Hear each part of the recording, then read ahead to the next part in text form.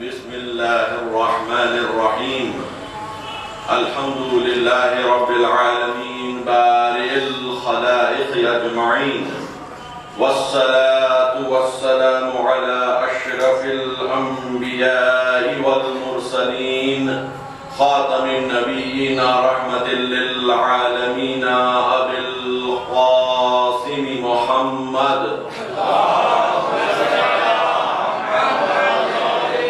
وعلى أهل بيته الطيبين الطاهرين المعصومين المظلومين لا سيما بقية الله في الأرضين أما بعد فقال الله سبحانه وتبارك وتعالى في محكم كتابه وهو أصدق القائلين وقوله الحق بسم الله الرحمن الرحيم وما محمد إلا رسول قد خلت من قبله الرسل أفإن مات أو قتل انقلبتم على أعقابكم ومن ينقلب على عقبيه فلن يضر الله شيئا وسيجزي الله الشاكرين صلوات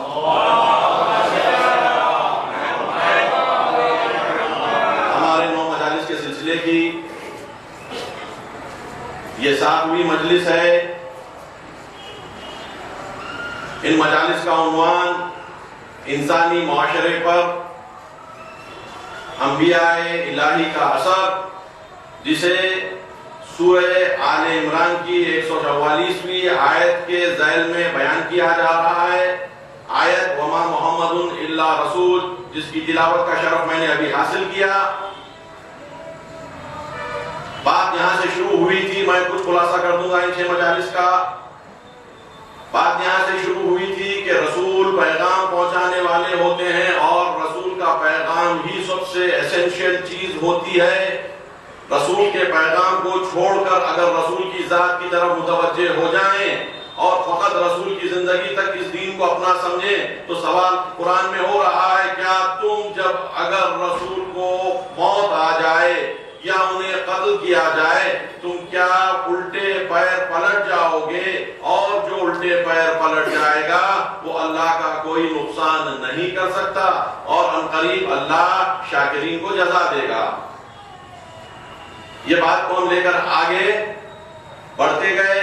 بات یہاں پر آئی کہ ہم نے دوسری مجلس میں یہ کہا کہ ایمان کی حد تک رسول سب مومنین کے برابر ہیں اور قرآن کی وہ آیتیں کیا من الرسول بما انزل الیہ من ربہ والمؤمنون، رسول ایمان لے آئے ان چیزوں پر کہ جو انہیں اپنے رب کی طرف سے دی گئیں اور مومنین نے بھی ایمان لایا.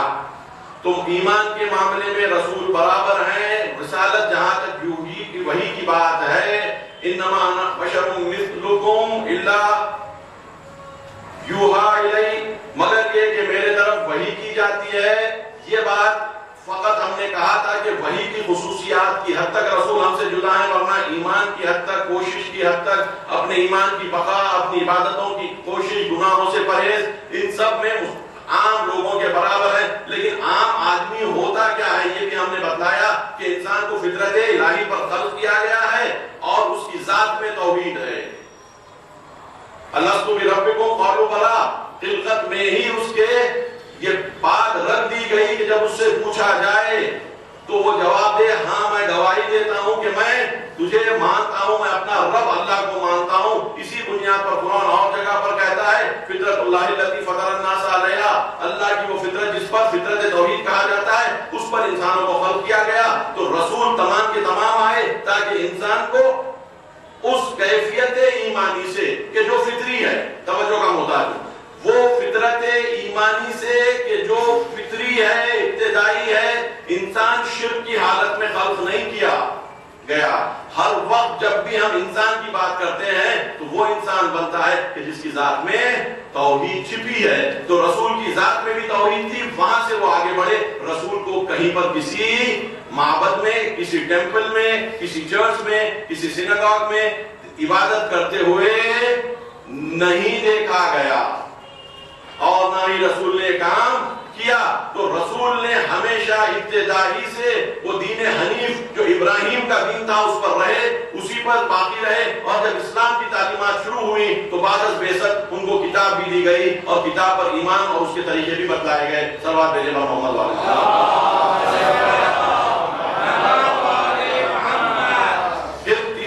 ہم نے یہ بات کہی تھی کہ جہاں پر یہ بات ہوئی کہ رسول کے بڑے قریبی صحابی جس کو حضرت علی اپنا دینی بھائی کہتے ہیں, عثمان ابن مظعون, ان کے انتقال کے وقت جب ان کی نماز جنازہ کے لیے رسول پہنچے اور ان کی اہلیہ نے کہا کہ یہ تو جنتی ہیں, اس پر قرآن کی وہ آیت رسول نے تلاوت کی, وَمَا كُنْتُ بِدْعًا مِنَ الرُّسُولِ, میں کوئی نئی بات بولنے والا نہیں ہوں رسولوں میں, اور مجھے یہ نہیں پتا کہ مجھ سے کیا ہوگا اور تم لوگوں کا کیا حال ہوگا. میرا اور تمہارا حال وہ سب اللہ کے ہاتھ ہے. یہ تیسری مجلس اس کا تھا. اس کا چوتھی مجلس میں جواب دیا گیا تھا کہ اس کا سبب کیا ہے کہ رسول ہمیشہ اللہ کی طرف کیوں متوجہ رہتا ہے, کیوں احساس کرتا ہے کہ میں ہاتھ میں اللہ کے ہوں. ہم احساس نہیں کرتے مگر رسولوں کو, ائمہ کو احساس رہتا ہے. قرآن کی ہم نے چوتھی منزل میں وہ آیت پڑھی کہ انسان جب اپنے آپ کو مستغنی پاتا ہے, جب انسان اپنے آپ کو مستغنی پاتا ہے, بے نیاز پاتا ہے, اپنے آپ کو کمفرٹیبل پوزیشن میں پاتا ہے, کسی کی ضرورت محسوس نہیں کرتا, ان الانسان لیطغى ان رآہ استغنى, وہ طغیان کرتا ہے, حد سے باہر نکل جاتا ہے. طغیان کا مطلب جب ندی اپنے بینکس کو توڑ دیتی ہے اس کو طغیان کہتے ہیں. طغیانی جس کو کہا جاتا ہے اسی سے ہے, ندی کا اپنے بینکس کو توڑ کر باہر نکل جانا. تو طغیان کرتا ہے یعنی اپنی بنائے ہوئے اللہ کے دیے ہوئے اصولوں کو پامال کر دیتا ہے. اس کے بعد والی مجلس میں ہم نے کہا کہ عنوان یہ تھا کہ جب انسان طغیان کر بیٹھتا ہے تو خود قرآن کہہ رہا ہے کہ تم ان جیسے لوگوں کے جیسے نہ ہو جانا کہ جو اللہ کی یاد کو فراموش کر چکے ہیں اور اللہ نے انہیں اپنی یاد سے غافل کر دیا, اپنے آپ سے غافل کر دیا, اور وہی فاسقین ہیں. تو اس قسم سے ہم کو پتا چلا ہلکے ہلکے ہلکے ہلکے آگے بڑھتے بڑھتے کہ انسانی زندگی کس حد تک انبیاء اور رسول کی ہدایت کی محتاج ہے, اور کس حد تک ان انبیاء اور رسول نے اپنے طرف سے پوری کوشش کی انسان کو اللہ سے ربط دیتے رہے, انسان کو اللہ سے ربط دیتے رہے. ان کی پوری کوشش اور توانائی یہ تھی کہ پہلے خود رب کو اپنے محکم سے محکم تر کریں, خود پہلے اپنے رب کو اپنے رب سے محکم تر کرتے جائیں, اور اس کے بعد اس رب کے ذریعے سے دوسروں کو ہدایت کی طرف بلائیں, دوسروں کو ہدایت کی طرف بلائیں. تو اب ہم دیکھتے ہیں کہ وہ کون سے صفات ہیں کہ جو رسولوں میں ہونے چاہیے, جس کے نتیجے میں رسول اپنے پیام کے ذریعے سے, اپنے ایمان کے ذریعے سے لوگوں کو دین کی طرف بلاتے ہیں. آیت کہتی ہے, آج کی مجلس جہاں سے میں آغاز کر رہا ہوں, ما توفیقی الا باللہ علیہ توکلت و الیہ انیب, میری کوئی کامیابی, ما توفیقی میری کوئی بھی کامیابی سوائے اللہ کے واسطے سے کوئی اور طریقے سے نہیں حاصل ہوتی. علیہ توکلت و الیہ انیب, میں تو اسی پر توکل کرتا ہوں, بھروسہ کرتا ہوں, اور اسی کی طرف بار بار پلٹتا جاتا ہوں, اس کی طرف بار بار پلٹتا جاتا ہوں. اگر تصور کریں کہ یہ دو صفات ایمان کے بعد رسولوں کے پاس, یہ دو صفات پورے تمام رسولوں میں جتنے بھی آئے ہیں, یہ دو صفات واضح طور پر قرآن ذکر کرتا ہے, توکل اور انابت. انابت یعنی بار بار پلٹ کر جانا. لفظ کبھی انابت کا استعمال ہوتا ہے, کبھی انابہ کا, کبھی منیب کا, کبھی ینابو کا. تو اس طریقے سے مختلف الفاظ کے ذریعے سے کام قرآن آگے بڑھاتا ہے. ہم دیکھتے ہیں کہ یہ توکل اللہ پر اور یہ بار بار اللہ کی طرف رخ کرنا. رسول دنیا کے کام کیا کرتے تھے, بکریاں چراتے تھے, تجارت کرتے تھے, لوگوں کا مال لے کے رسالت نہیں چلاتے تھے, لوگوں کا پیسہ لے کر رسالت نہیں چلاتے تھے, لوگوں کے پتھر کھا کر رسالت چلاتے تھے. الٹا حساب تھا. ان کے پاس کچھ نہ ہوتا تو ہوتا کیا تھا؟ جب ان کے پاس کچھ نہ ہوتا تو ہوتا کیا تھا؟ ایک توکل اور ایک انابت. توکل اللہ پر اتنا کہ جو چاہے جیسی کیفیت ہو جائے. تھوڑی سی تعداد ہے، ہزاروں لاکھوں کا مجمع ہے، تب بھی رسول کے پیر اکھڑتے نہیں تھے. کبھی بھی رسولوں نے، چاہے وہ نوح رہے ہوں، چاہے وہ ابراہیم رہے ہوں، ہم دیکھتے ہیں نا قصے، نمرود کا قصہ ابراہیم کے بارے میں، فرعون کا قصہ موسیٰ کے بارے میں، جناب نوح کے دور میں ان کے اطراف کے قوی ترین طاقتور ترین لوگ، جناب عیسیٰ کے مقابل میں یہودیوں کے سب سے قوی اور طاقتور اور رومیوں کے بڑے بڑے گورنر. وہی کیفیت ہم یحییٰ کی دیکھتے ہیں، وہی حالت ہم رسول کے پاس دیکھتے ہیں کہ جہاں پر رسول آئے ہیں، رسول مکے میں تشریف لائے. مکہ مرکز بت پرستی عرب تھا. تمام اطراف سے مکے میں لوگ آیا کرتے تھے، آ کر بت پرستی کرتے تھے. حج اس وقت کیونکہ بت پرستی کی رسم بن چکی تھی تو اس میں جو طواف ہوتا تھا، میں پہلے بول چکا ہوں کہ طواف کا مطلب ہوتا تھا تالیاں بجانا اور سیٹیاں بجانا. ایک تماشا تھا اور اس تماشے میں جہاں پر پورا سوشل سسٹم، اس کی اکانومی، پورا اقتصاد مکے کا بت پرستی پر ٹکا ہوا تھا. پورے کا پورا اقتصاد بت پرستی پر ٹکا ہوا تھا. جو بھی کمرشل ایکٹیویٹیز ہوتی تھیں وہ مرکزی ایکٹیویٹیز کعبے سے جڑی ہوتی تھیں. تو نتیجے میں ایسی جگہ پر بت پرستی کے خلاف آواز اٹھانا، یہ کہہ کر کہ یہ ظلم عظیم ہے، یہ کیسے رسول کا اور کیسے توکل کا محتاج ہے، کیسے رسول کا اور کیسے توکل کا محتاج ہے، اور کیسی عبادت رسول کرتے ہوں گے. قبل بعثت، رسول کی اعلان نبوت اور رسالت سے پہلے جو شخص سب سے قریب رسول کے تھے وہ حضرت علی تھے. جب رسول غار حرا میں جا کر عبادتیں کرتے تھے تو کھانا لے جانے کا کام جناب خدیجہ کے گھر سے، جس میں علی بھی ایک فرد تھے، وہ علی کا رہتا تھا، غار حرا تک کھانا پہنچانا. جو لوگ مکے جا چکے ہیں ان کو اندازہ ہے کہ مکے کی آبادی سے غار حرا کتنی دور ہے. پہاڑیوں میں اس جگہ پر، اور وہ کیفیت کو نزدیک سے دیکھتے تھے جو رسول کی شدت کی عبادت تھی. جب عبادت اور ایمان ایک درجے پر پہنچ گیا کہ جہاں پر وہ کیفیت آ گئی، اِنَّا أَرْسَلْنَاكَ كَافَّةً لِلنَّاسِ، اے رسول ہم نے تمہیں تمام لوگوں کے لیے بھیجا اور تمہیں خاتم النبیین بنا کے بھیجا، سب سے آخر نبی بنا کے بھیجا، اور ہم نے تمہیں وہ ہدایت دی کہ آخر تک اس کے بعد، اس ہدایت کے بعد کوئی اور ضرورت نہیں ہوگی.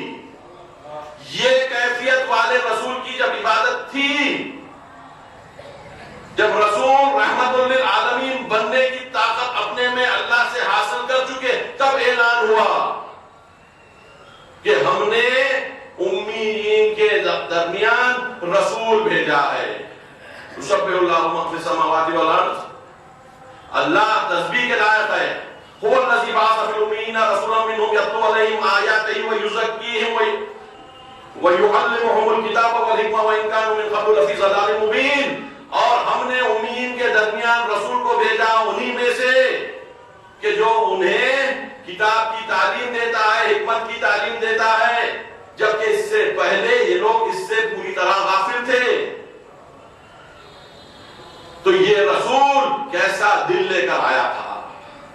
فرماتے ہیں ما اوذی نبی کما اوذیت، کسی نبی کو مجھ جیسی اذیت نہیں دی گئی. 13 سال میں رسول پر کیا نہیں گزری وہ یا اللہ جانتا ہے، یا رسول یا وسیع کیا نہیں گزری. یہ توکل تھا، یہ انابت تھی، بار بار اللہ کی طرف دیکھنا اور قصبے فیض کرنا، طاقت دینا. یہ کنٹینیوس پروسیس زندہ رکھا رسول کی ہدایت کو اور زندہ رکھا رسول کے دین کو جو آج تک زندہ ہے. اسے معمولی نہ سمجھیں. توکل اللہ پر اور اللہ کی طرف بار بار پلٹنا. جناب ابراہیم کے تعلق سے قرآن میں دیکھتے ہیں کہ اتنی شدت کے ساتھ مخالفت ہوئی. اکیلا آدمی بت پرستی کے خلاف حرکت کر رہا ہے, نمرود کے خلاف حرکت کر رہا ہے, اور دیکھتے دیکھتے پورے لوگ جمع ہو جاتے ہیں, آگ میں ڈال دیا جاتا ہے. توکل ختم نہیں ہوتا. سوال ہوتا ہے کہ ہم تمہیں نجات دیں. کہا کہ نجات وہ دے گا کہ جو جس کے لیے میں یہ کام کر رہا ہوں. یہ پورے کا پورا اللہ کے طرف توکل رکھنا یہ رسولوں کی خوبی ہے, اور وہ توکل رسولوں سے ہمارے پاس آتا ہے. ہمارے پاس وہ آتا ہے اس لیے کہ ہم رسول کے پیرو ہیں, اور قرآن کہہ رہا ہے لقد کان رسول لکم فی رسول اللہ اسوۃ حسنہ. صلوات بھیجنے پر محمد و آل محمد.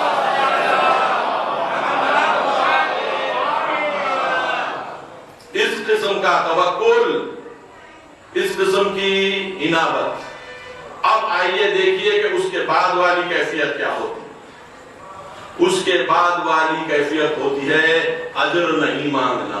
رسولوں کو اجر مانگنے کی اجازت نہیں تھی. رسول لوگوں سے رسالت کا اجر کسی مادی شکل میں کبھی نہیں مانگے, کبھی مادی شکل میں نہیں مانگے ہیں. ہمیشہ کہتے ہیں ما اجریہ الا اللہ, میرا اجر تو اللہ ہی کے پاس ہے, میرا اجر تو اللہ ہی کے پاس ہے. مثالیں اگر ہم کو قرآن سے لینی ہو تو ایک آیت ہے جو جناب موسیٰ سے منسوب ہے قرآن میں. موسیٰ اللہ سے دعا کر رہے ہیں, قرآن کی آیت ہے ربی لما انزلت الی من خیر فقیر. اے مالک جو تو خیر میری طرف بھیج سکتا ہے میں اس کا بہت زیادہ احتیاج اور حاجت اب رکھتا ہوں. دعا عجیب ہے. مالک وہ خیر جو تو مجھ تک بھیج سکتا ہے اس کی مجھے شدت سے ضرورت ہے. مولا فرماتے ہیں کہ موسیٰ سے یا اس طریقے کی دعا ہم جب سنتے ہیں یہ فقط ان کی بھوک کی شدت کی کیفیت کا انعکاس کرتی ہے, ریفلیکٹ کرتی ہے. وہ اتنے بھوکے تھے. کب؟ جب وہ فرعون کے یہاں سے فرار کر کر کئی دنوں کے سفر کے بعد مدین پہنچے تھے. مدین کے کنویں کے قریب بیٹھے ہوئے تھے کہ وہاں پر دو لڑکیوں کو دیکھتے ہیں کہ جو دور کھڑی ہیں. پوچھتے ہیں کہ تم یہاں کیوں کھڑی ہو؟ کہتے ہیں کہ ہمارا باپ بہت بوڑھا ہے اور ہم وہ پورے چرواہوں کے پانی پلا لینے کے بعد جا کر پانی پلائیں گے اپنے مویشیوں کو, اپنے بھیڑ بکریوں کو. موسیٰ اٹھتے ہیں, پانی پلا دیتے ہیں ان کے مویشیوں کو, ان کے بھیڑ بکریوں کو, اور پھر واپس آ کے قرآن کی آیت ہے وہ پھر سائے کی طرف بیٹھ گئے آ کر, اور پھر یہ دعا کی. مولا فرماتے ہیں بھوک کی شدت یہ تھی کئی دنوں سے بغیر کھانے کے رہنے کے بعد کہ موسیٰ دعا کر رہے ہیں, یہ نہیں کر رہے مجھے کھانا چاہیے. مالک جو خیر تو مجھ تک پہنچا سکتا ہے اس کا بہت زیادہ مجھے, اس کی حاجت مجھے ہے, اس کا احتیاط مجھ کو ہے.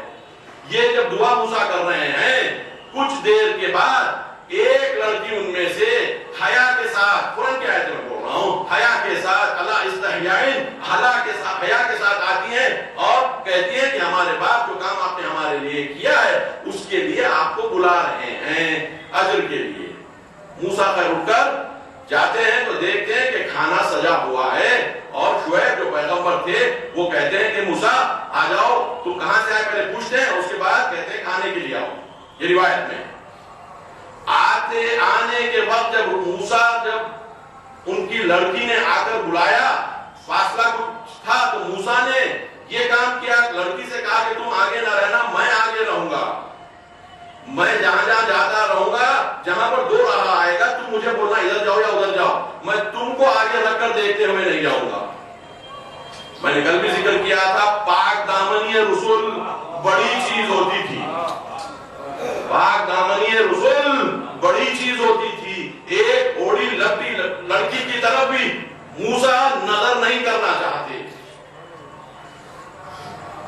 جاتے ہیں, کہتے ہیں کہ آ جاؤ کھانے کے لیے, کہتے ہیں کہ جو کام میں نے اللہ کے لیے کیا تھا اس کے لیے میں اجرت قبول نہیں کرتا. کچھ دیر پہلے موسیٰ کی حالت یہ تھی کہ بھوک سے مر رہے تھے, سامنے کھانا ہے, تیار ہے, شعیب کہہ رہے ہیں آؤ کھانے کے لیے. کہا کہ جس کام کو میں نے اللہ کے لیے کیا تھا اس کی اجرت نہیں لیتا. یہ عجب قسم کی رسالت دیکھنے کو ملتی ہے کہ پیورٹی کس قسم کی ہوتی ہے، اخلاص کس قسم کا ہوتا ہے۔ انسان کی روح سب سے زیادہ آسانی سے امپیور ہونے والی چیز کا نام ہے، سمجھو کا محتاج ہوں، انسان کی روح سب سے زیادہ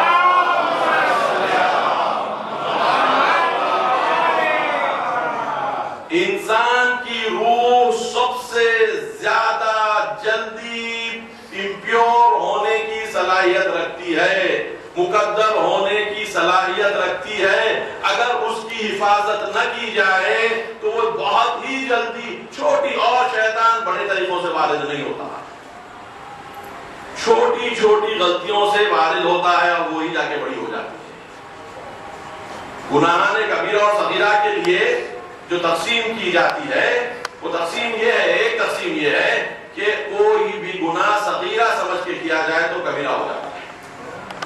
کوئی بھی گناہ جو صغیرہ ہو، گناہ معمولی صغیرہ ہے اس لیے کر رہا ہوں، کبیرہ ہو جاتا ہے۔ شیطان کو ایک طریقے سے آپ نے گرفت دے دیا، اپنے اوپر آپ نے گرفت دے دیا، جیسے وہ گرفت پکڑا وہ کہے گا یہ تو چھوٹی چیز ہے، آپ بھی کہیں گے ہاں چھوٹی چیز ہے۔ شیطان کی ہاں میں ہاں ملانا گناہ کبیرہ ہے، شیطان کی ہاں میں ہاں ملانا گناہ کبیرہ ہے۔ پکڑ دیا، چھوٹا سا پیر پکڑ لے گا، پیر جب شیطان پکڑے گا تو پھر دوسرا پیر ہل نہیں پائے گا، اور وہ پیر پکڑتا بھی ہے تو ایسا پکڑتا ہے کہ پیر میں تکلیف نہیں ہوتی، مزہ شیطان کی پکڑ میں مزہ ہے، خوشی خوشی پہلا پیر دے دیا یہ کہہ کر کہ گناہ صغیرہ ہے۔ اب اس کے بعد پتا چلا کہ اتنی عادت ہو گئی اس پکڑ کی کہ دوسرا پیر بھی دے دیا، اور وہ پھر اتنی آسانی سے نہیں چھوڑتا مگر یہ کہ فوراً انابت ہو جائے، توبہ ہو جائے۔ تو روح کے لیے کہا جاتا ہے کہ روح سب سے جلدی امپیور ہونے والی، کیونکہ پیورسٹ جو چیز رہے گی، پیورسٹ جو چیز رہے گی اللہ کی ذات کے علاوہ، بتلائیے ہماری روح سے کوئی اور چیز ہے جو پیور ہے؟ ہمارے پاس کیا ہمارے روح سے ہٹ کر کوئی اور چیز ہے جو اور زیادہ پیور ہو؟ نہیں ہے۔ جب نہیں ہے تو سب سے جلدی اور آسانی سے امپیور ہوگی۔ مثال جو ملتی ہے کبھی وہ یہ ملتی ہے کہ پھول کی پتی کو آپ ہاتھ لگا کے ہٹا لیجیے، پھول کی پتی کو آپ ہاتھ لگا کے دبائیے مت، ہاتھ لگائیے اور ہٹائیے، اس پہ نشان آ جائے گا، اس پر نشان آ جائے گا۔ روح اس چیز کا نام ہے، روح اس چیز کا نام ہے۔ اگر ہم انابت کرتے رہیں اللہ کا اثر چھوٹتا جائے گا، اللہ کا رنگ چھوٹتا جائے گا، اور اگر ہم خدا نہ خواستہ انابت نہ کریں، اللہ کی طرف بار بار رخ نہ کریں، کسی اور چیز کی طرف رخ کرنا شروع کر دیں گے، اور جب کسی اور چیز کی طرف اللہ کو پیٹ کر رخ کریں گے، اللہ کو پیٹ کر رخ کریں گے تو اس کا اثر چھوٹنے لگے گا۔ قرآن کی آیت آتی ہے ہم نے انسان کے بدن میں دو دل نہیں دیے، ہم نے انسان کے بدن میں دو دل نہیں دیے کہ ایک دل سے وہ ہم کو پکار لے اور دوسرے دل سے دنیا کا ہو جائے۔ ہمارے ہو کے دنیا کے ہو جاؤ، ہمارے ہو کے دنیا کے ہو جاؤ، ہم بتائیں گے پھر تم کو کہ دنیا کو کیسے دیا جاتا ہے۔ اپنے رسولوں کو بھیج کر بتائیں گے، اپنے ائمہ کو بھیج کر بتائیں گے کہ دیکھو یہ طریقہ ہوتا ہے۔ پاک دامنی میں نے کہا، صبر میں نے کہا، اجرت کے لیے میں نے قرآن کی یہ مثال دی جس کے بارے میں مولا نے فرمایا کہ موسیٰ فقط کھانا چاہتے تھے، سامنے کھانا آیا، موسیٰ کہتے ہیں اتنی دن کے بھوک کے بعد کہ مجھے اجر نہیں چاہیے۔ سورہ یاسین میں ہم پڑھتے ہیں تم ان سے ہدایت طلب کرنا کہ جو تم سے اجر نہیں مانتے اور خود بھی ہدایت یافتہ ہوں۔ دو شرط، نبیوں کو ماننے کی دو شرط، ایک اجرت نہیں مانتے، دوسرے خود ہی ہدایت یافتہ۔ خالی اجرت کا نہ ماننا کافی نہیں ہے۔ اگر کوئی پیسے دے کر ہم کو گمراہ کرے تو ہم گمراہ ہو جائیں گے کیا؟ کیوں کہ پیسے نہیں مانگ رہا ہے۔ اگر کوئی ہم کو پیسے دے کر گمراہ کرے تو ہم مان لیں گے، ارے تو پیسے نہیں مانگ رہا ہے۔ دو شرطیں، وَهُمْ مُهْتَدُونَ، خود ہدایت یافتہ ہو۔ قرآن کی آیت ہے یا ایھا النبی انا ارسلناک شاہدا ومبشرا ونذیرا وَدَاعِيًا إِلَى اللَّهِ بِإِذْنِهِ وَسِرَاجًا مُنِيرًا، اے رسول ہم نے تمہیں گواہ بنا کر بھیجا، بشارت دینے والا، خوشخبری دینے والا بنا کر بھیجا، انذار کرنے والا، قیامت سے ڈرانے والا بنا کر بھیجا، اور تمہیں داعی بنا کر بھیجا، بلانے والا بھیجا، کس کی طرف؟ اللہ کی طرف۔ کس طریقے سے؟ بے اذن ہی، اللہ کی طرف بلاؤ۔ کس کے اذن سے؟ اپنے اذن سے نہیں، میرے اذن سے۔ رسول کو کہا داعی اللہ بِإِذْنِهِ وَسِرَاجًا مُنِيرًا، اے رسول تم کو داعی بنایا ہوں، مبشر بنایا ہوں، نذیر بنایا ہوں، سب سے پہلے لیکن تم کو گواہ بنایا ہوں۔ تم لوگوں پر گواہ رہو گے اپنے عمل سے، اور لوگوں کو جب عمل سے اپنے گواہ بنا لو گے تو ان کو بشارت بھی دینا، ان کو قیامت سے ڈرانا بھی، اور میری طرف سے ان کو میرے طرف بلانا، میرے حکم کی بنیاد پر، میری اجازت پر۔ جب رسول کو اللہ کے مرضی کے مقابلے میں جا کر اپنے سے ہدایت دینے کا بھی حق نہیں ہے۔ اگر رسول کو اپنے خود کے اذن سے، اپنے ارادے سے اللہ کی طرف بلانے کا حکم نہیں ہے تو ہم کو، آپ کو کیسے ہوگا؟ بار بار ہم مجبور ہیں۔ یہ بات ہم کو امام جعفر صادق علیہ السلام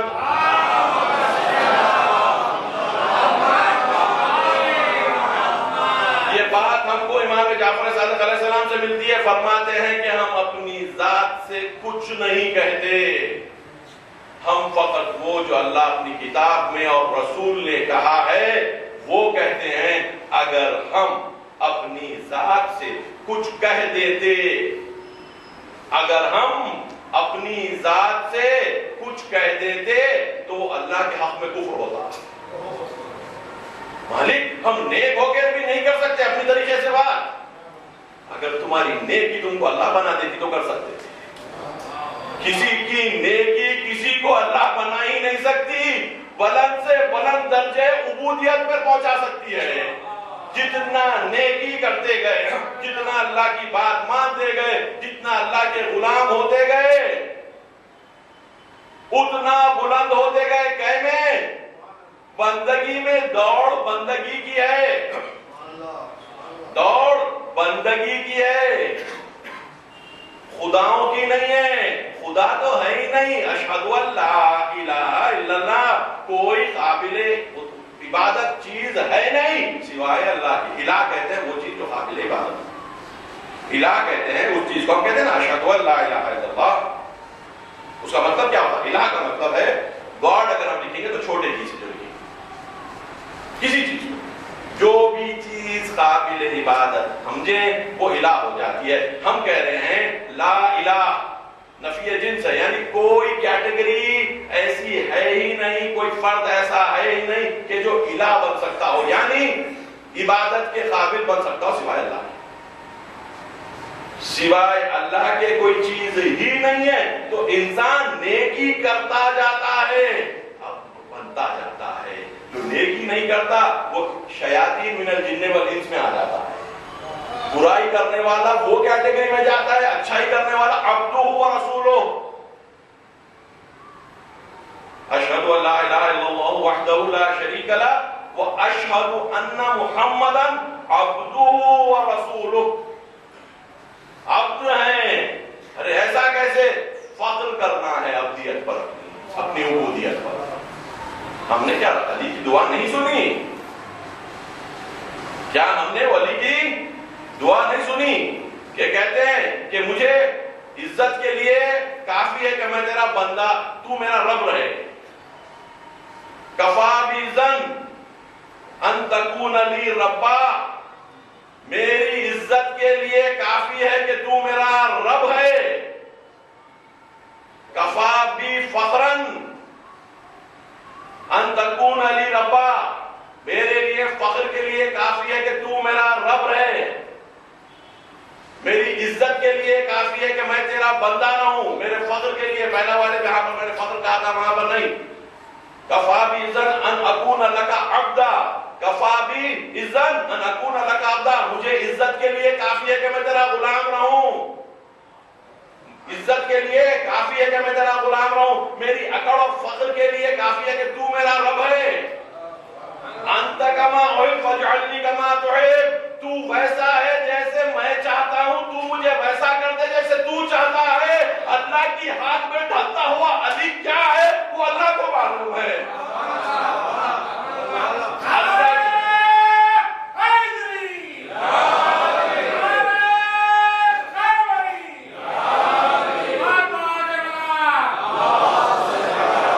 بندگی کا، عبدیت کا، عبودیت کا یہ ڈھلتی ہوئی شخصیتیں اگر ہم وہ رنگ ان میں نہ دیکھ پائیں گے تو کوئی اور بندہ دکھے گا کہ نہیں، اور ہماری اکڑ اپنے آپ کو خدا بنانے پہ مجبور کر دے گی اپنے آپ کو. جب بندگی ان کے پاس سے نہیں ملے گی تو بتائیے کس کے پاس سے ملے گی؟ رسول کے در سے اگر بندگی نہ ملے، علی کے در سے اگر بندگی نہ ملے تو پھر کس در سے جا کر بندگی ڈھونڈ کر لاؤ گے؟ کہاں پر خریدنے پر مل جائے گی؟ کوئی بازاری چیز کا نام ہے جو یہاں وہاں پر خرید لیں، یا کوئی لقب ہے کہ جو ہم اپنے نام کے ساتھ لگا لیتے ہیں کہ جو مفت میں مل جاتا ہے؟ یہ شدت سے، محنت سے، کوششوں سے حاصل کیا ہوا ایمان اور بندگی ہے. کیا کیا کر گزرنا پڑا، کتنا ظلم سہنا پڑا، کتنا برائی کو اچھائی سے دور کرتے جانا پڑا، کیا کیا رسول نے نہیں کیا. ہر قسم کا ہم قصہ دیکھتے ہیں، ہر نو قصہ ہم کو نظر آتا ہے کہ جہاں پر برائی آتی ہے اور رسول اچھائی سے دور کرتے ہیں. وہ مشہور قصہ ہے وہ گڑیا کا جو کچرا پھینکتی تھی، سب کو پتا ہے. رسول پر دوسروں نے کیا کیا نہیں کیا اور رسول نے بدلہ نہیں لیا. رسول نے بدلہ نہیں لیا اس وقت پہ کہ جب رسول کو اقتدار بھی آ گیا. حتیٰ جناب حمزہ کے قاتل کو چاہتے تو سزا دے سکتے تھے، اسے بھی کہا کہ میرے سامنے نہ آئے. بس رسول نرمی سکھانے والا، محبت سکھانے والا، رافت سکھانے والا. آج کے دور میں جب ایک ایک ملک نفرت کا شکار ہوتا جا رہا ہے، ایک ایک ملک نفرت کا شکار ہوتا جا رہا ہے، ہم دیکھ رہے ہیں، قریب سے دیکھ رہے ہیں پاکستان میں کیا ہو رہا ہے. نفرتیں آپس میں کیا کر دی آج ہم نہیں رہا. افغانستان میں کیا ہوا ہے، افغان کو مار رہا ہے یا نہیں مار رہا ہے؟ پاکستان میں پاکستانی پاکستان کو مار رہا ہے یا نہیں مار رہا ہے؟ عراق میں عراقی کو مار رہا ہے یا نہیں مار رہا ہے؟ شام میں شامی کو مار رہا ہے یا نہیں مار رہا ہے؟ ترکی میں بھی شروع ہو چکا ہے. یہ نفرتوں کی آگ جو بھڑکائی جا رہی ہے، اس آگ میں آپ سمجھتے ہیں ہم آپ ملوث نہیں ہوں گے اگر یہ سلسلہ جاری رہا. ہم کیونکہ بڑے سائز کے ہیں، آپ کم پانی میں تھوڑی سی برائی ڈال دیجئے، تھوڑی سی گندگی ڈال دیجئے، فوراً کا فوراً پتا چل جائے گا کہ پانی گندا ہو گیا ہے. کچھ پانی تھا، کم پانی تھا. آپ بڑے تالاب میں کچھ چیز ڈال دیجئے، پتا بھی نہیں چلے گا تھوڑی دیر کے بعد کہ وہ گندگی تھی یا نہیں تھی. وہ گندگی غائب ہو جائے گی، بھول جائے گی، کہیں چلے جائے گی. ہندوستان ایک بہت بڑا ملک ہے، اس کی اچھائی بھی بڑی مشکلوں سے ہوگی، اس کی برائی بھی بڑی مشکلوں سے ہوگی. اطراف میں ہم جب دیکھ رہے ہیں کہ نفرتیں پھیل رہی ہیں، ہمارا فریضہ رحمت للعالمین کی قوم ہونے کے ناطے، علی مرتضیٰ کے ماننے والے ہونے کے ناطے ہم انسانوں میں محبت ایجاد کریں گے یا نفرت؟ ہم برائی پھیلائیں گے یا اچھائی؟ یہ کہنا اپنی جگہ پر کچھ ٹھیک ہوگا کہ ہم اس میں ملوث نہیں ہیں، مگر حسین والوں کا کام خود برائی میں ملوث ہونا نہیں ہے، برائی کو روکنا ہے. اگر ہم یہ کہیں پر گمان کر بیٹھے ہوں کہ ہمارا کام برائی نہیں کرنا ہے، پھر تو رسول خود اپنی جگہ پہ توحید پر تھے، توحید پر رہ جاتے. علی خود اپنی جگہ پر توحید پر تھے، دین اسلام پڑھتے رہ جاتے. حسین اپنی جگہ پر دین اسلام پڑھتے رہ جاتے. ضرورت کیا تھی کہ یہ بات دوسروں تک پہنچائیں اور جب مخالفت ہو تو ظلم کے خلاف ٹک جائیں، ورنہ ظالمین تو برائی پھیلاتے جائیں گے، مفسدین تو فساد پھیلاتے جائیں گے۔ ہم نے بار بار دیکھا ہے کہ وہ لوگ جو اللہ کی یاد سے غافل ہو جاتے ہیں، میں نے آیت پڑھی تھی پرسوں کہ وہ لوگ جو اللہ کی یاد سے غافل ہو جاتے ہیں اللہ انہیں اپنے آپ سے غافل کر دیتا ہے، اور اولئک هم الفاسقون، اور یہی فاسق ہیں، یہی گناہگار ہیں۔ تو ہزاروں لاکھوں کی کروڑوں کی تعداد میں اگر لوگ اللہ کو بیٹ کر رہے ہیں اور نتیجتاً فسق کریں گے، گناہ کریں گے، فاسقین ہونا ہے نا، گناہ گار فسق کریں گے، آپ ہم بھی اسی میں شامل ہو جائیں گے، بہتی گنگا میں ہم بھی شریک ہو جائیں گے گناہ کی۔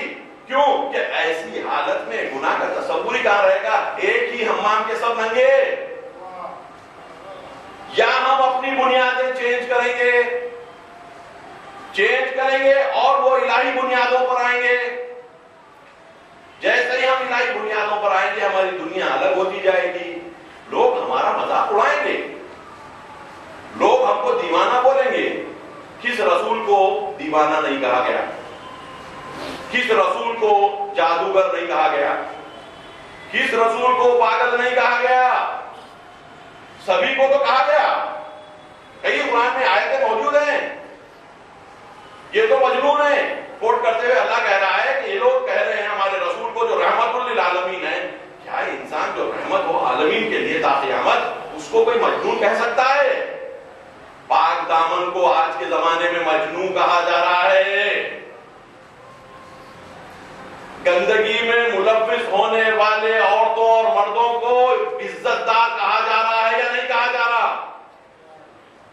کسی ماں کو جو عزت سے اپنے شوہر کے ساتھ زندگی گزار کر 2-3 بچوں کو حفاظت سے، اخلاق سے کردار سکھاتے ہوئے بلند کرتی ہے اور اس ملک میں اچھائی کرنے چھوڑتی ہے، اس کو کبھی کسی نے میڈل پہناتے ہوئے آپ نے دیکھا؟ آپ نے دیکھا؟ برخلاف اس کے ٹیلی ویژن کے اوپر، انٹرنیٹ کے اوپر کیسی کہ جس کا نہ الف ہے نہ بے، جس کے پاس سوائے پیسے کے کوئی حقیقت ہی نہیں ہے۔ ہر چیز جب پیسوں میں تلتی ہے تو وہ انسان جو اپنے آپ کو پیسوں میں تلا رہا ہے، وہ اگر ہم کو عزیز اور عظیم دکھنے لگے تو وہ فقیر عبداللہ کا یتیم کیا نظر آئے گا؟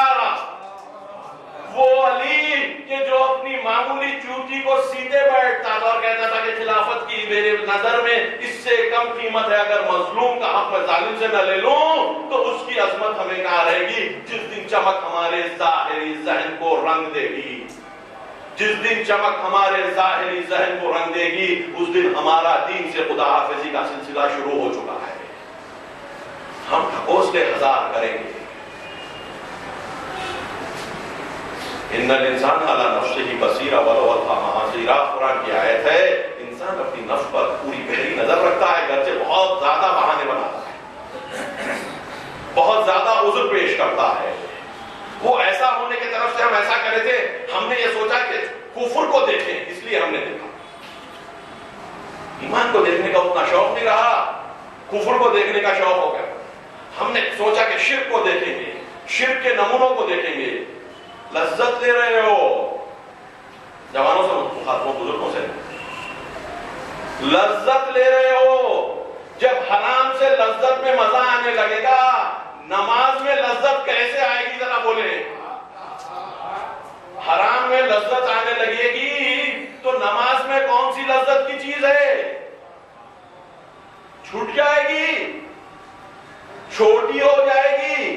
یا بقول خود قرآن کے کہ یہ لوگ ٹھہرتے ہیں نماز کے لیے تو قوم و کسالہ، یہ بالکل کسالت کے ساتھ بالکل مجبوری اور سستی کے ساتھ ٹھہرتے ہیں۔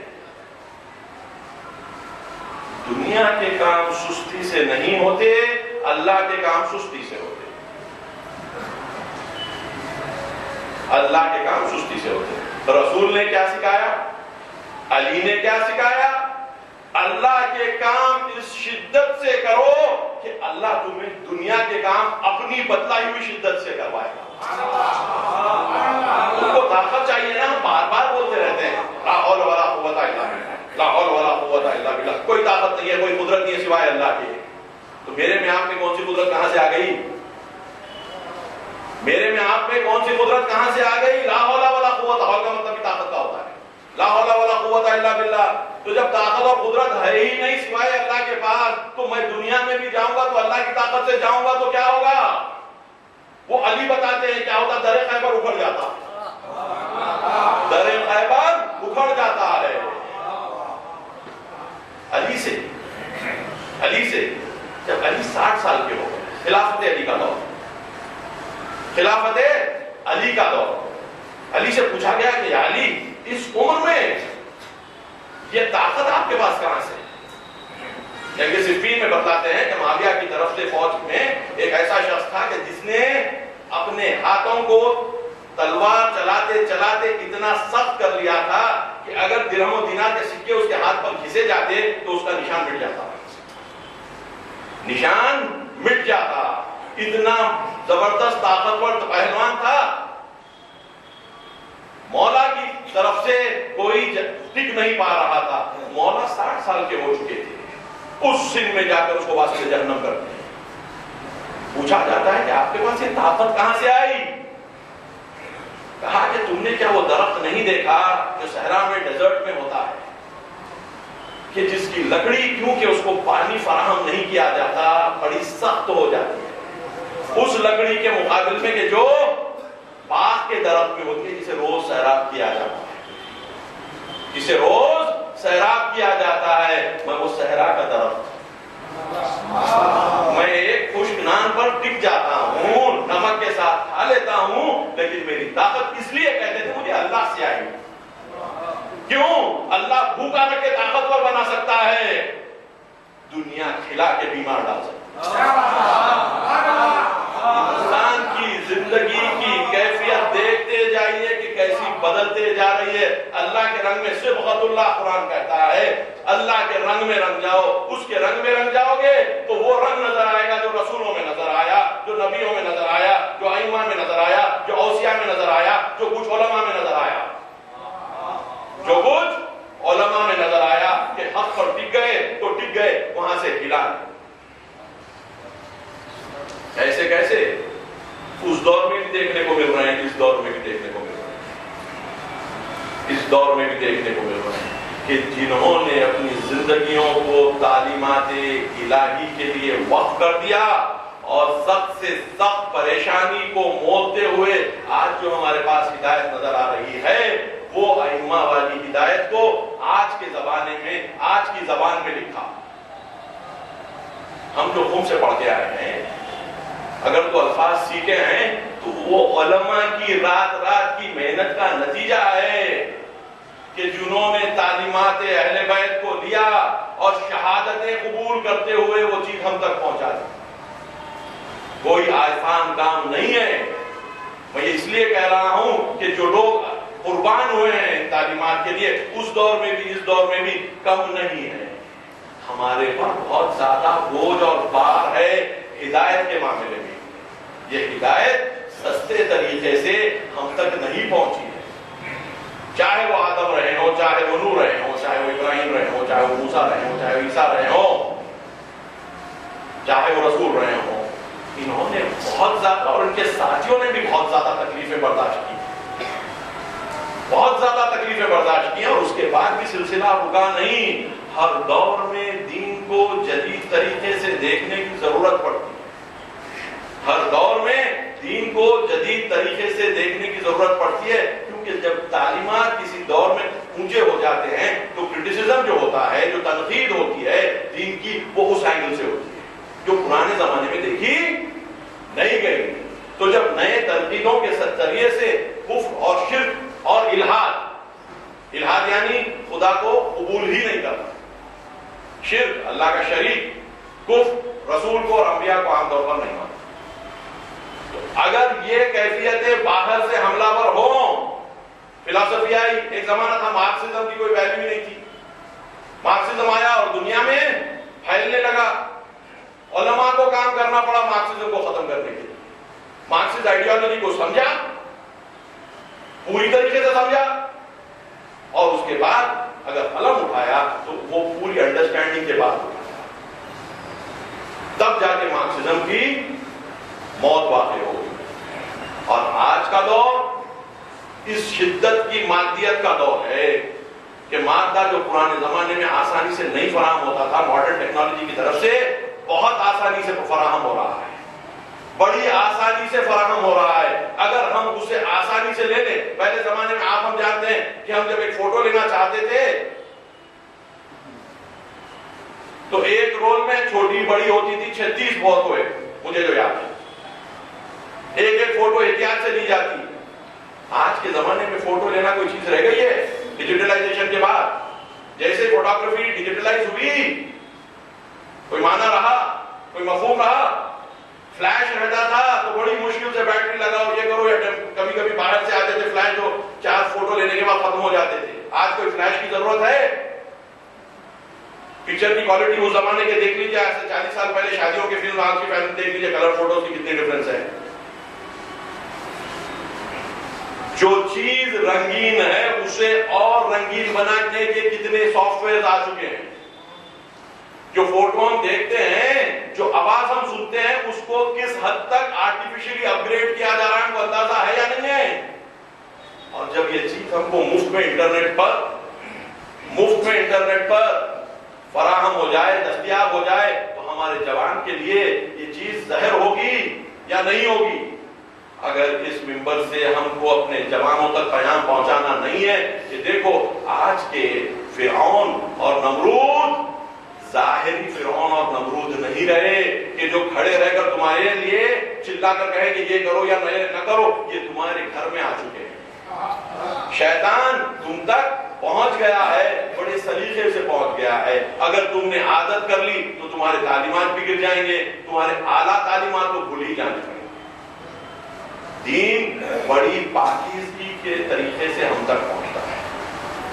ہمارے ماں باپ، ہمارے باپ دادا، جنہوں نے بھی کوشش کر کے دین کو یہاں تک ہم تک پہنچایا ہے، آج یہ ہماری نوبت ہے کہ اس دین کو ہم کہاں تک لے کر آگے جا سکتے ہیں.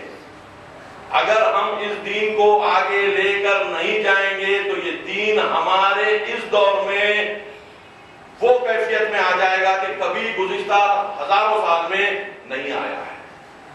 کیونکہ گناہ کی آسانی اتنی زیادہ ہو گئی ہے کہ اب گناہ سے بچنا جب تک کہ پورا ارادہ نہ ہو اور ارادے کے ساتھ اللہ کی مدد نہ ہو ممکن نہیں ہے، اور یہ پاسبل نہیں ہے جب تک کہ رسول و آل رسول کے راستے کو پوری طریقے سے سمجھا نہ جائے.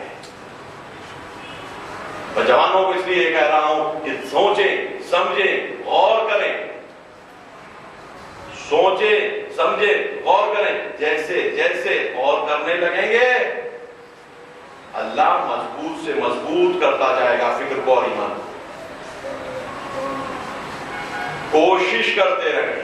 میں نے کہا تھا آج سے 2 دن پہلے یا 3 دن پہلے والی مجلس میں کہ اللہ کے راستے پر سوائے کوشش کے اور کوئی چیز کام نہیں آتی. ان لیس للانسان الا ما سعى، نہیں ہے انسان کے لیے مگر وہ جو کوشش سے حاصل کرے.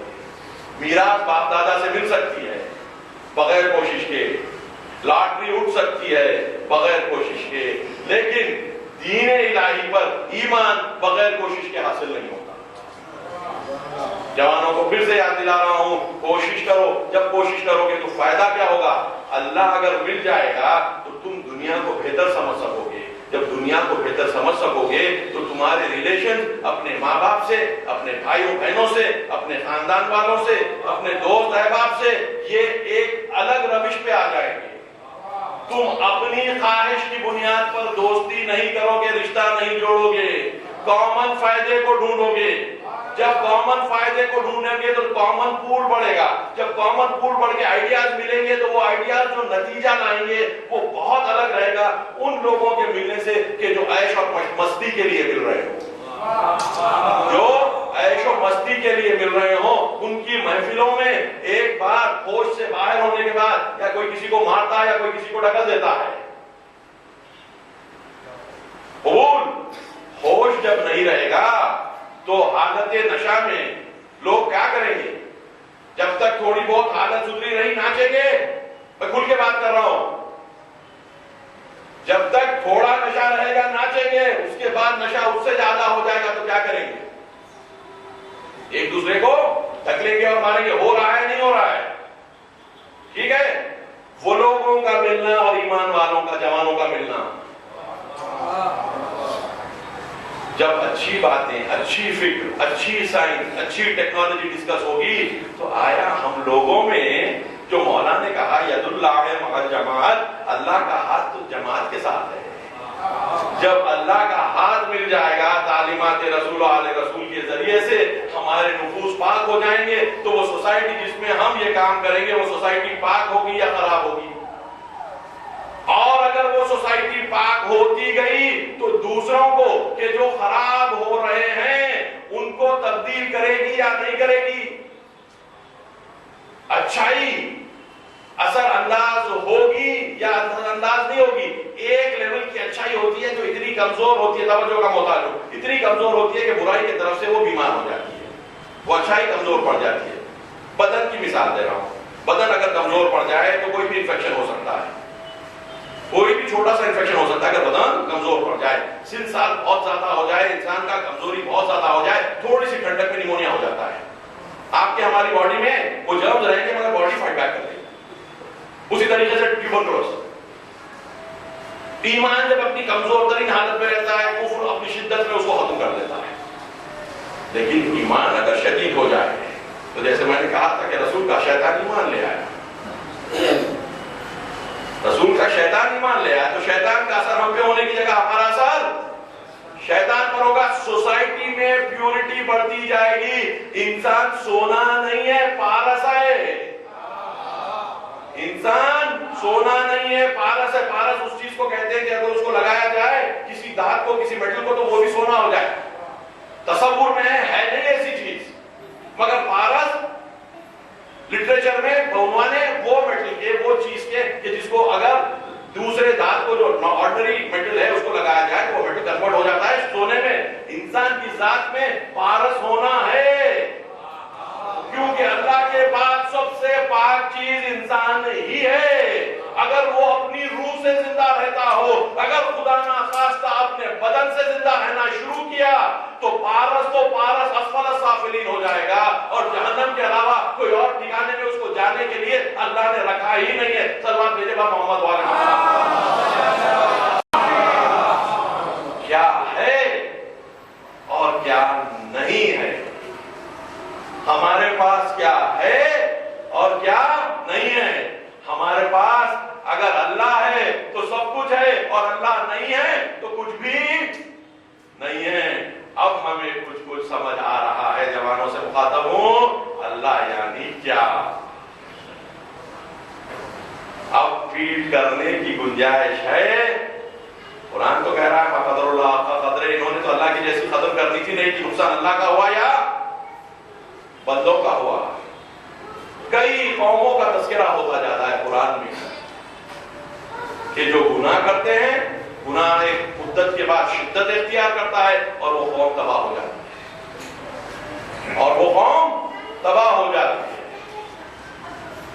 آج کا دور تباہ قوموں کو کرنے والا دور اس لیے نہیں ہے کہ اس زمانے میں جو قومیں ہوتی تھی وہ چھوٹی چھوٹی ہوتی تھی، شہر ایسے بڑے نہیں ہوتے تھے. 100-125 سال پہلے حیدرآباد کی آبادی جو گورنمنٹ کے حساب سے آج 8 ملین ہے، وہ 80,000 بھی نہیں. 100-125 سال پہلے تو بڑی آبادیاں نہیں ہو سکتی تھی کیونکہ اس طریقے سے مینج نہیں کیا جا سکتا. اگر کوئی بیماری آ جاتی تو زیادہ لوگ مر جاتے. آج کے زمانے میں کیونکہ کافی حد تک کچھ بیکٹیریا پر جو وبا کے ہوتے ہیں، کالرا کے ہوتے ہیں، پلیگ کے ہوتے ہیں، کنٹرول پا لیا گیا ہے، اور ماڈرن ٹیکنالوجی بڑے روڈ، بڑے سڑکوں کو بنانے میں کامیاب ہو گئی، تو اس کے نتیجے میں بڑے بڑے شہر ہو گئے کہ جو ایک کونے سے نکلے تو 70-80 کلومیٹر جائیں. پہلے زمانے میں 70-80 کلومیٹر تک جانے کے لیے وسیلہ نہیں ہوتا تھا، آپ کو 2 دن لگتے تھے اگر سامان لے کر جا رہے ہو. اب وہ ختم ہو گیا، وہ 1 گھنٹہ لگ رہا ہے. تو بڑے شہر بن رہے ہیں. اب جو تباہی آنے والی ہے وہ قوموں کی تباہی ایسی نہیں آئے گی کیونکہ اٹیچمنٹ ہو چکے ہیں، سب ایک جگہ ہو گئے ہیں. اب جو برائی آئے گی وہ برائی آئے گی کہ بڑے بڑے طبقے، بڑے بڑے آبادیاں بدکاری میں ڈوبتی جائیں گی، اور اس کے بعد ان کی کنڈیشن ایسی ہو جائے گی کہ پھر ان کی زندگی لوگوں کے لیے مثال نہیں بنے گی۔ آج یورپ اور امریکہ کا پرابلم یہی ہے، آج یورپ اور امریکہ کا پرابلم یہی ہے، لوگوں کے لیے مثال بننا ان کا نہیں رہا بات۔ توجہ کا محتاج ہوں، میرا کافی انٹریکشن ہوتا ہے ان کے اونچی فکر رکھنے والے لوگوں سے، ان کے ٹاپ لیول پروفیسر سے، تو اس دوران پتا چلتا ہے کہ ان کے پاس مثال بننے کی قدرت ختم ہو گئی۔ جو مثال نہیں بن سکتا وہ اقتدار کیسے کرے گا؟ اور جو مثال بن جائے گا اقتدار اس کے ہاتھ میں آئے گا یا نہیں آئے گا؟ قرآن کی آیت وعد اللہ الذین آمنوا منکم وعملوا الصالحات لیستخلفنہم فی الارض کما استخلف الذین من قبلہم وَيُمَكِّنَنَّهُمْ دِينُهُمُ الَّذِي ارْتَضَىٰ لَهُمْ وَيُبَدِّلَهُمْ مِن بَعْدِ خَوْفِهِمْ أَمْنًا يَعْبُدُونَنِي وَلَا يُشْرِكُونَ بِي شَيْئًا۔ وعدہ کرتا ہے اللہ کن سے؟ وہ لوگ ایمان لاتے اور اچھے اعمال انجام دیتے ہیں کہ وہ یقیناً انہیں زمین میں خلیفہ بنا دے گا، جیسا کہ اس نے گزشتہ قوموں کے ساتھ کیا ہے، جیسا کہ اس نے اللہ کی سنت ہے، عبادت الہی کرو، راستہ چلو اللہ کا، صراط اللہ جو قرآن کہہ رہا ہے۔ اس کے بعد اللہ کا وعدہ ہے کہ تم کو ہم ایسے بنا دیں گے کہ دوسرے تمہارے تحت آ جائیں گے، تمہاری پیروی کے لیے مجبور ہو جائیں گے، تمہاری اور وہ تمہاری پیروی تمہاری نہیں رہے گی۔ یعبدوننی لا یشرکون بی شیئا، اس کی نتیجہ کیا نکلے گا کہ وہ ہماری ہی عبادت کریں گے اور ہمارا کوئی شریک نہیں ٹھہرائیں گے، تم اپنی کامیابی کو ہم تک قتل دو گے۔ رسولوں نے کیا کیا؟ اپنی کامیابی کو بھی اپنی کہا ما توفیقی الا باللہ، میری کوئی کامیابی میری طرف سے نہیں، اللہ کی طرف سے۔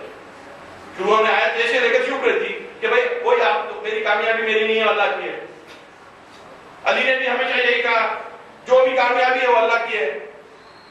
ہم آپ بھی اگر نیکی کرتے ہوئے ایک ایسی سوسائٹی بنائیں جس کے اللہ کی مدد کے نتیجے سے دوسروں کے لیے مثال بن جائیں، دوسروں کے لیے مثال بننا، جب وہ مارے آپ مارنا نہیں، رسول اسی تو مثال بنے تھے، وہ مارے تو ہم اور ماریں گے، مثال وہ تو سب کو معلوم ہے۔ چھیڑنے کے بغیر بھی قتلنے کی جو قدرت رکھتا ہے اس کو قرآن کتا کہتا ہے۔ کتے کی تعریف بھی ہے قرآن میں، کتے کی مذمت بھی ہے۔ اصحاب کہف کے کتے کی تعریف ہے کیونکہ اس سے زیادہ انس رکھنے والا انسانوں سے جانور دوسرا نہیں، اس سے زیادہ انسانوں سے انس رکھنے والا جانور دوسرا نہیں ہے۔ کبھی کبھی تو اس سے سیکھنا پڑتا ہے۔ ایک جگہ پر ہم لوگ 4 آدمی کھڑے ہوئے تھے، کسی جگہ پر کھلا میدان تھا، ایک کتا جو کسی کو نہیں جانتا تھا وہاں پر تیزی سے دم ملا لیتے ہوئے آیا اور سر سامنے رکھ دیا، کچھ لوگوں نے سر پہ اس کے تھوڑا سہلا دیا اور وہ پھر خوش دم ملاتا ہوا چلا گیا۔ کوئی انسان کو ہم نے دیکھا ہے کہ کوئی اجنبی انسانوں سے اس خوشی کے ساتھ مل رہے ہیں؟ کیا ہم نے کچھ انسانوں کو دیکھا ہے کہ کوئی اجنبی انسان کے ساتھ فقط اپنی اس خوشی کے ساتھ مل لے کہ تھوڑی سی بات ہو جائے اور پھر دم ملاتا ہوا چلا جائے؟ لیکن وہی کتے میں یہ بھی خو ہے کہ بن چھیڑے بھونکتے بن چھیڑے کرتے۔